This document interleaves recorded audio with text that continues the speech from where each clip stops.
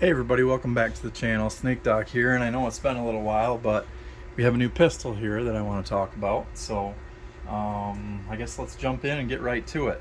So, pretty self-explanatory. Taurus 92. In this case, the PT92 AFD, which it says right there. D standing for decocker. So let's go ahead and show that we are clear here. Empty magazine here. Show that we have nothing in there. You can clearly see that. So what that means, hammer is back. Push down on the lever and it drops the hammer into double action mode. Just slightly off where the firing pin would be. However, this does have an internal firing pin block as well. So safety can be applied from the frame mounted safety in double action mode, and the trigger can do nothing. You can also run cocked and locked. So there you go, just like a 1911 or Browning high power, CZ75, and then you can just decock it, just as simple as that. Ambidextrous controls on here for your safety mechanism. However, your magazine release is single-sided, but I believe it's reversible. I didn't look, I don't really care, I'm not left-handed, so for me it's fine. Combat style trigger guard. We also have a 2-slot rail here, accessory rail for running lights or lasers. I prefer lights, I don't care for lasers. 3-dot sight arrangement, which I've already taken care of. Blacked out the rears and put fluorescent orange in that front sight. I'm not a big fan of 3 white dots. Certain ones are okay. Walther Creed was okay. Walther does a pretty decent job with their sights. Walther PPS M2 had pretty decent 3-dot sights, and then seems like something else that I've shot recently. Oh, the Walther CCP M2 that has pretty decent 3-dot sights on it. So, what do we have here? Well, this is one of the original Wonder 9s, I guess you could call it. This is the PT92, as we've already said. Basically, I won't get into the history because everybody should know it, but very similar to a Beretta 92, right? Difference being frame mounted controls, which you can get on certain Berettas, but always has been the case on the PT92. I don't ever recall seeing a Taurus model with slide mounted controls in the 92, 99, 100, or 101 lineup. So I don't believe they make the 40 cal versions anymore. I could be wrong. Front of the grip has some vertical serrations right here. Same thing with the rear. It does have a Taurus lock, which I thought they had gotten rid of, but they still have it. And this is this model was made in February of 2022, so this is very, very current. You can see it has the updated Bull logo right there, so it does have the upgraded. However, I will be switching mine out for lock grips because lock grips are just so good. There you can see Taurus, and it has Bainbridge, Georgia, and then on this side, made in Brazil. So these are definitely made in Brazil. 3 serial numbers, they all match. What else can I say? 17 round mags, does come with 2. Let's look inside the box. Lifetime warranty, so you just go on here and activate your warranty. I already did that, really, really easy. It comes with a sticker on the trigger guard. Comes with a second 17 round magazine. Comes with a chamber flag. Comes with a lock. Just a generic black lock. Comes with your Taurus security keys right here. Sights are not adjustable, so basically they only act as a security key. I will never use that system. And then the gun comes wrapped in this Taurus bag right here. So, cardboard box, no case. All the Taurus stuff used to come in a pretty nice case, but it doesn't really matter. I don't store my guns in cases, and I use range bags. So let me get this box out of the way.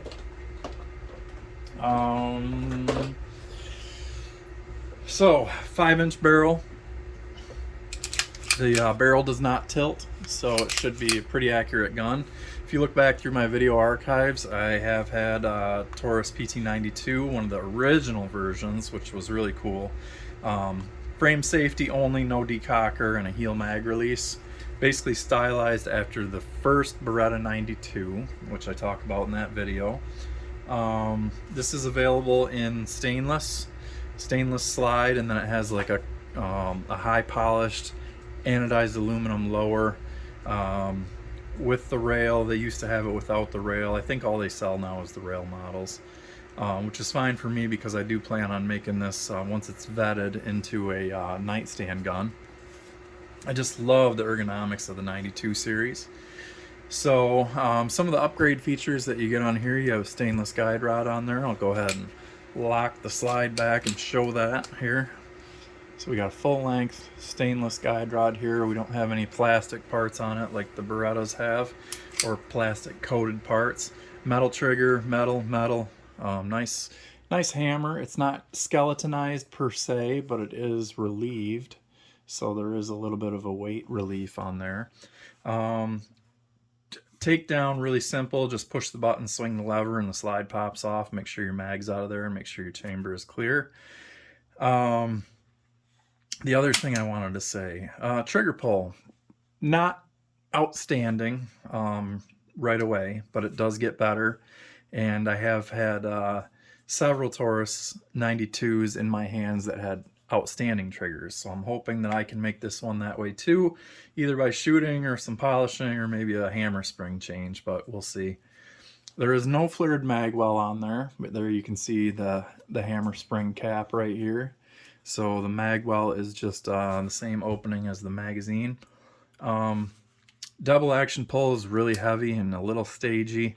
It's better if you just pull through fast. And single action isn't bad. Single action, you can see the trigger sets back quite a ways.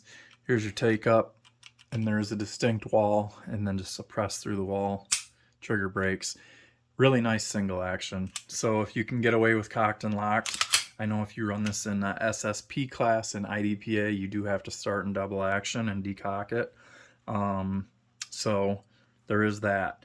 If you can run ESP class, or maybe in a competition where they don't really care about you starting in double action, I would run single action and just run your safety. So I guess that's pretty much all I want to say about this right now. Let's bring in a couple holsters here. So here we have the US GI Bianchi M12, the M12 holster here. This one happens to be made by Kathy. I think there was a few different people that made it. There you can see we got the cleaning rod that snaps on there. And this one has the flap configuration. There's also a thumb brake that you can get for it. But being that this is set up for 92 already, it is a perfect fit for this gun right here. And we can go ahead and throw the flap over the top. And there it is. So really good field holster, woods holster, even maybe doing some yard work or something. This can fit on a couple different size belts. You can pop these right here, swing that over and squeeze them together and snap them back down, and you can run it that way, or you can thread a belt through the opening right here. Whatever you choose to do. So that is one option. The other option that I have currently, and I'm pretty sure it's not going to work, but we're going to open it up and see, is we have a Teague holster for the Beretta 92, and I'm betting because it has the rail on the front, because I think if you look back in my 92X video, we tried running this holster and it would not work. So looks like there's potential, but I don't know. Oh my. Look at how close. So it kind of works. You can see the mechanism moving, right? Watch that mechanism. But it's not grabbing the trigger guard. So, for some reason, the rail is fitting. But it looks like I would have to see why that mechanism might be just a hair too thick and it's not grabbing on the trigger guard. But you can always modify to make things work, right? And the trigger is completely covered, and we are in single action, so in double action we definitely would have no issue. You can still decock the pistol while it's in there, and barrel is covered. So maybe an option.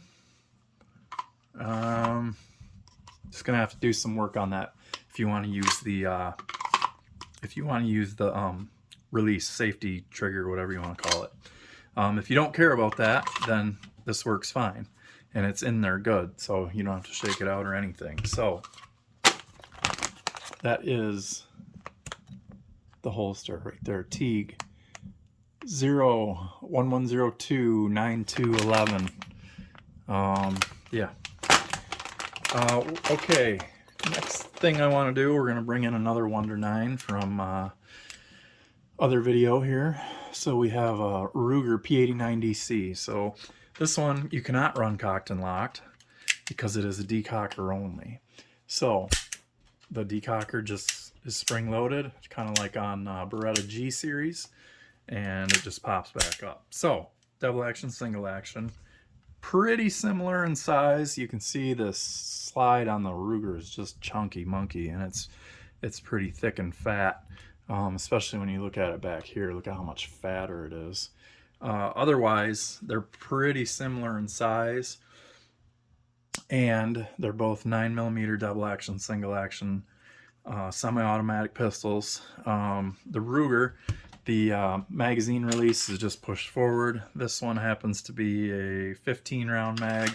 There was aftermarket 17 round mags for these. I think you can get 18 and 20 even for them. Same thing on this, 17 round mag from the factory. There are 15 round mags available, 10 round mags available, 19 round mags available. I think there's a 20 something too, and there's probably a 30 stick as well. So I know there is for the Ruger as well. Mine has aftermarket Williams fire sights on it, but you can kind of get an idea of sight radius is pretty much identical with this current sight arrangement. If it had the factory Ruger sights on there, it would be a little bit shorter. Weight wise, let's throw them on the scale and see. Okay, we were in ounces right there. No magazine, because I can't see where I just laid it down. So 30.97, so about 31 ounces. Took the mag out of this. I do have a rubber grip sleeve on there in different sights, but 29.52.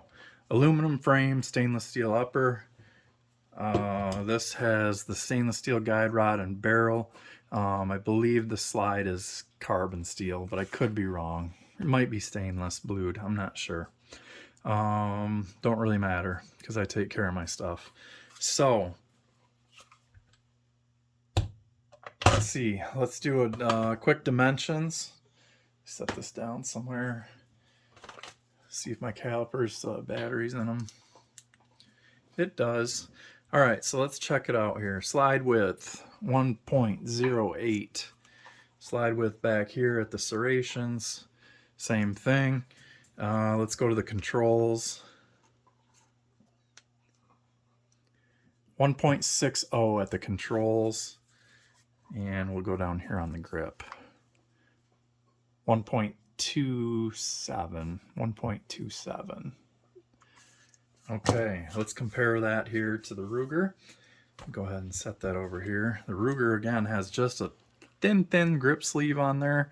1.22 on width right there.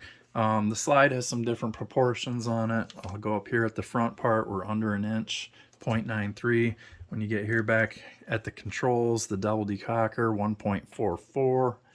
And let's go, what did we do? We already did the grip.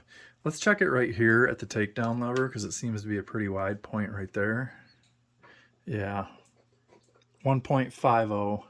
So 1.5 inches. This feels a little more top heavy, obviously, closed slide and everything. This one feels a little more balanced. Ergonomics, I just love that shape. Just really fits good in the hand. So plans, what do I have for this? Well, like I said, lock grips, G10 grips. It's going to be a huge upgrade and going from these plastic grips. The checkering's not bad on them and everything, but you can't just beat lock grips. Lock grips is like perfection in my opinion. I already did the sight paint, and other than that, I guess we just need to shoot it, right? And we'll break that trigger in. So hopefully I'll have a video from the range for you guys in the near future. I need very busy at the moment. So that's why I haven't been making too many videos. Plus the school year just started back. My kids are going to school. I got to help them with homework, stuff like that. So there it is. Beretta PT92 AFD. Oh my gosh. And then of course it doesn't focus. What a way to end the video. Let me throw a hand up there. There it is. PT92 AFD. 9mm, 17 rounds.